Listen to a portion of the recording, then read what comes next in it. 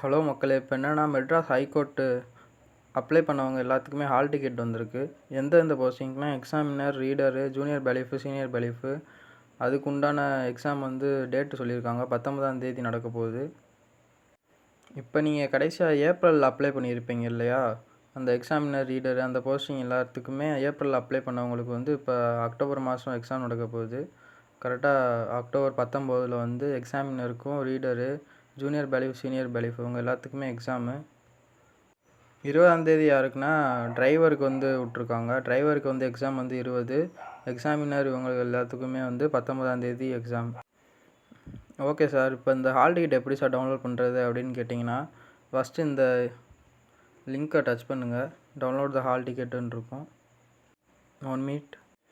லிங்க்கை டச் பண்ணிட்டீங்கன்னா உங்களுக்கு இந்த மாதிரி பேஜ் வரும். இதில் அப்ளிகேஷன் நம்பர் கொடுக்கணும். அப்ளிகேஷன் நம்பர் இல்லைன்னா ரிஜிஸ்ட்ரேஷன் இமெயில் ஐடி கொடுங்க. கொடுத்துட்டு டேட் ஆஃப் பர்த் என்ட்ரி பண்ணிவிட்டு கேப்சாவை பண்ணுங்கள். கேப்சா கொடுத்து சப்மிட் கொடுத்தீங்கன்னா உங்களோட ஹால் டிக்கெட் வந்துடும். டிரைவருக்கும் இதே மாதிரி சேம் ப்ராசஸ் தான்.